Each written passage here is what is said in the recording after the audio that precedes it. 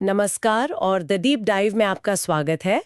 मानव शरीर भई किसी हाईटेक मशीन से कम तो है नहीं, पर इसकी नींव रखी है बहुत ही साधारण बिल्डिंग ब्लॉक्स पर। जिन्हें हम ऊतक यानी टिश्यू कहते हैं। बिल्कुल। पिछली बार हमने एपिथेलियम ऊतक की बात की थी, जो शरीर का एक तरह से सुरक्षा कवच है। आज इस कहानी को आगे बढ़ाते हैं और मिलते हैं बाकी 3 किरदारों से, संयोजी, पेशीय और तंत्रिका ऊतक। हाँ, तो आज हमारी कोशिश यही रहेगी कि ये तीनों ऊतक शरीर को जोड़ने, हिलाने और कंट्रोल करने का काम इतनी खूबसूरती से आखिर करते कैसे हैं। बिल्कुल। देखिए, ऊतकों का जो वर्गीकरण है वो असल में उनके काम के हिसाब से ही किया गया है। बहुत सीधा सा है। एपिथेलियम का काम है सुरक्षा, सही। संयोजी का काम है जोड़ना, पेशीय का काम है गति देना और तंत्रिका ऊतक है शरीर का, क्या कहते हैं, कंट्रोल सिस्टम। तो आज इन 3 महारथियों पर बात करेंगे। जी, और शुरुआत करेंगे सबसे अनोखे और शायद सबसे ज्यादा फैले हुए समूह से, यानी संयोजी ऊतक से। ठीक है, तो संयोजी ऊतक, नाम से तो लगता है कि इसका काम बस चीजों को जोड़ना है, जैसे कोई गोंद हो, पर मुझे यकीन है कि ये इतना सीधा साधा नहीं होगा। नहीं, बिल्कुल नहीं। इसकी सबसे हैरान करने वाली बात क्या है? इसकी सबसे हैरान करने वाली बात यह है कि इस ऊतक की असली पहचान इसकी कोशिकाओं यानी सेल से नहीं, बल्कि उनके बीच की खाली जगह से होती है। बीच की खाली जगह से? हाँ। ये कैसे? ज्यादातर ऊतकों में कोशिकाएं एक दूसरे से सटी होती हैं। हाँ। पर यहाँ कोशिकाएं कम और उनके बीच का फासला, जिसे हम इंटरसेल्युलर स्पेस कहते हैं, हाँ। वो बहुत ज्यादा होता है। एक मिनट, ये तो थोड़ा अजीब है। अगर कोशिकाओं के बीच इतनी खाली जगह है, तो फिर उस जगह में है क्या? मतलब हवा? हवा नहीं, बल्कि यहीं पर इस ऊतक का सारा राज छिपा है।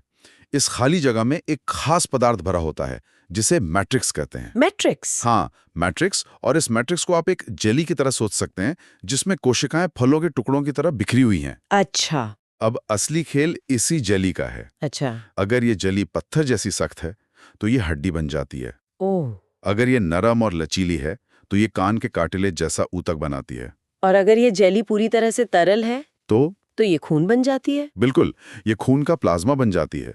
तो हीरो कोशिकाएं नहीं, बल्कि ये मैट्रिक्स है। रुकिए, ये बात हजम करना थोड़ा मुश्किल है। मतलब पत्थर जैसी सख्त हड्डी और पानी जैसा तरल खून, दोनों एक ही परिवार के सदस्य हैं? जी हैं। ये तो ऐसा हुआ जैसे हाथी और मछली को एक ही परिवार का बता दिया हो। इनके बीच की सबसे बड़ी कड़ी क्या है, सिवाय इसके कि दोनों में मैट्रिक्स है? आपका सवाल बिल्कुल सही है, और यही बात इसे इतना दिलचस्प बनाती है। इनकी सबसे बड़ी कड़ी है इनका काम, जो है शरीर को जोड़ना और सहारा देना। अच्छा। हड्डी शरीर को ढांचा देती है और खून शरीर के हर हिस्से को ऑक्सीजन और पोषक तत्व पहुंचा के एक दूसरे से जोड़ता है। रूप अलग है, पर मकसद एक ही परिवार का है। समझी। इसीलिए इन्हें 3 मुख्य भागों में बांटा गया है, प्रॉपर, स्केलेटल और फ्लूइड। एकदम सही। चलिए, तो फिर प्रॉपर कनेक्टिव टिश्यू से ही शुरू करते हैं। इसमें सबसे पहला नाम आता है एरियोलार ऊतक का। कहते हैं ये शरीर में लगभग हर जगह है। ऐसा क्यों? क्या ये शरीर का पैकिंग मटेरियल है? हाँ, आप इसे पैकिंग मटेरियल कह सकती हैं, पर ये एक स्मार्ट पैकिंग मटेरियल है। ये हमारी त्वचा को मांसपेशियों से जोड़ता है, हमारे अंदरूनी अंगों को अपनी जगह पर टिकाए रखता है, लेकिन इसका सबसे बड़ा काम है शरीर के फर्स्ट एड बॉक्स की तरह काम करना। First aid box? हाँ, इसके मैट्रिक्स में एक खास कोशिका होती है, जिसे मास्ट सेल कहते हैं। Mast cell? तो ये शरीर की इमरजेंसी टीम हुई? बिल्कुल, इसे शरीर का इमरजेंसी रिस्पॉन्डर समझिए। आपने कभी सोचा है कि मच्छर के काटने पर वो जगह लाल और सूज क्यों जाती है? हाँ, सोचा तो है। ये इसी मास्ट सेल का काम है। जैसे ही कोई बाहरी हमला होता है, ये तुरंत हिस्टामिन नाम का केमिकल छोड़ता है, जो खून की नलियों को चौड़ा कर देता है, ताकि मदद यानी खून तेजी से उस जगह पहुंच सके। अच्छा, तो सूजन का कारण ये है? जी, और साथ ही ये हेपेरिन भी बनाता है, जो खून को अपनी ही नसों में जमने से रोकता है। तो ये एक अकेली कोशिका शरीर के ट्रैफिक और इमरजेंसी दोनों सिस्टम को कंट्रोल कर रही है। ये तो हुई जोड़ने और सहारा देने की बात, लेकिन संयोजी ऊतक का एक और कमाल का रूप है, जो हमारे शरीर के लिए कुशन और एनर्जी बैंक दोनों का काम करता है। हम सभी इसे जानते हैं, पर अक्सर इसे पसंद नहीं करते। मुस्कुराते हुए, आप चर्बी यानी एडिपोज ऊतक की बात कर रही हैं? हाँ, बिल्कुल। हाँ, एडिपोज ऊतक, जिससे हम सब छुटकारा पाना चाहते हैं।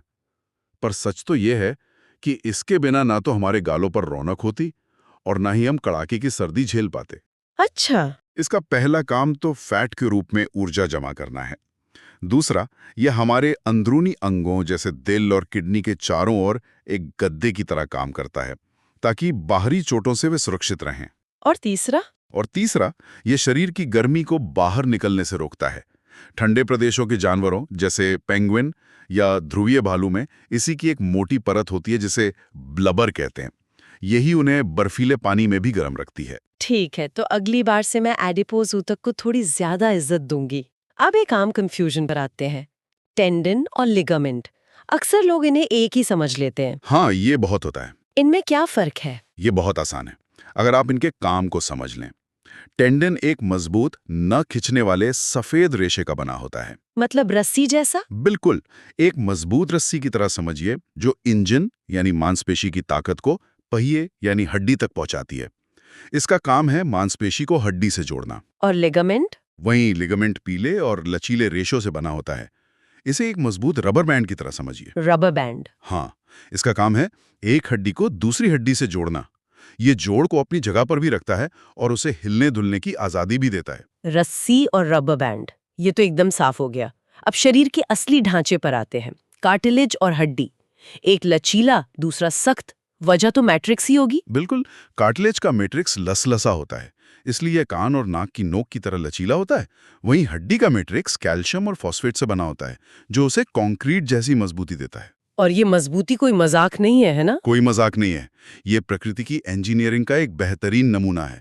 हमारे शरीर ने एक ऐसा मटेरियल बनाया है जो वजन में स्टील से हल्का है, लेकिन दबाव सहने में कंक्रीट से भी ज्यादा मजबूत। कमाल है। अगर हमें ऐसी कोई चीज बनानी हो तो एक पूरी फैक्ट्री लगानी पड़ेगी, लेकिन हमारा शरीर ये काम खामोशी से हर रोज करता है। और हड्डियों के अंदर ही बोन मैरो भी तो होता है, जहाँ खून बनता है। हाँ, लंबी और मोटी हड्डियों के बीच का जो खोखला हिस्सा है वो बोन मैरो से भरा होता है।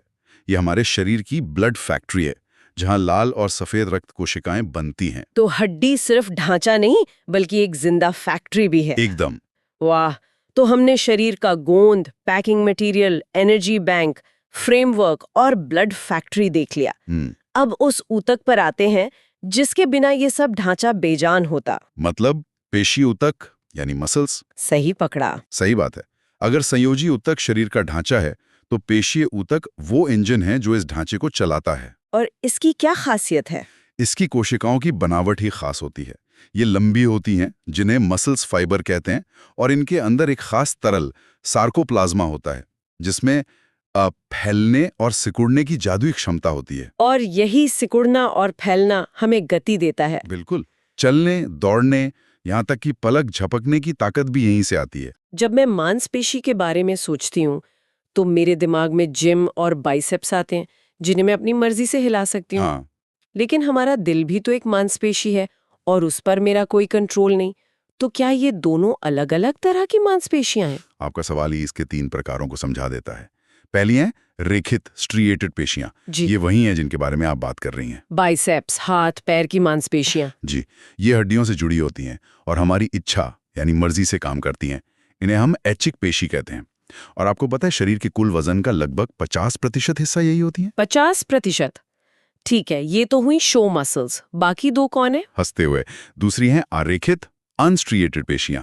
ये हमारे शरीर की साइलेंट वर्कर्स हैं। Silent workers? ये हमारे अंदरूनी अंगों में पाई जाती हैं, जैसे आंत, लिवर, किडनी। ये अपना काम चुपचाप करती रहती हैं और इन पर हमारा कोई नियंत्रण नहीं होता। आप अपनी आंत को ये नहीं कह सकती कि खाना थोड़ा जल्दी पचाओ। सही बात है, इसलिए ये अनैच्छिक होती हैं। बिल्कुल। और तीसरी जो सबसे खास है, दिल की मांसपेशी। हाँ, तीसरी है हृदयक, कार्डियाक पेशी। ये असल में एक सुपरस्टार है। बनावट में तो ये रेखित पेशी जैसी है, मतलब मजबूत और ताकतवर। लेकिन काम में अरेखित पेशी जैसी है, यानी अनैच्छिक। और इसकी सबसे बड़ी सुपर पावर ये है कि ये कभी थकती नहीं है। अभी नहीं। कभी नहीं। जरा सोचिए, आपका बाइसेप अगर 80 साल तक बिना रुके हर सेकंड काम करता रहे तो क्या होगा? वो तो कुछ ही मिनटों में जवाब दे देगा। बिल्कुल, पर हमारा दिल यही काम पूरी जिंदगी करता है, बिना एक पल की छुट्टी लिए। तो हमारे पास फ्रेमवर्क हो गया, उसे हिलाने के लिए इंजन भी हो गया, लेकिन इन इंजनों को आदेश कौन दे रहा है? शरीर का बॉस कौन है? यहीं पर हमारा आखिरी ऊतक आता है। अब बात करते हैं शरीर के कंट्रोल सिस्टम की। तंत्रिका ऊतक, नर्वस टिश्यू। ये ऊतक हमारे तंत्रिका तंत्र यानी नर्वस सिस्टम को बनाता है, जिसमें मुख्य रूप से मस्तिष्क और मेरुरज्जु आते हैं। ब्रेन और स्पाइनल कॉर्ड। हाँ, और इसकी सबसे छोटी इकाई है न्यूरॉन। न्यूरॉन को शरीर की बिजली तार कह सकते हैं क्या? ये एक बहुत अच्छा एनालॉजी है। न्यूरॉन्स शरीर के सुपर फास्ट इंटरनेट नेटवर्क की तरह हैं। इनका काम है संदेशों को शरीर के एक हिस्से से दूसरे हिस्से तक बिजली की रफ्तार से पहुंचाना। और ये रफ्तार कितनी होती होगी? ये रफ्तार 400 किलोमीटर प्रति घंटे से भी ज्यादा हो सकती है। 400 किलोमीटर प्रति घंटा। इसका कोई उदाहरण है जो हम रोज महसूस करते हो? सबसे बेहतरीन उदाहरण है रिफ्लेक्स एक्शन। अच्छा। सोचिए, आपका हाथ किसी गर्म चीज को छूता है।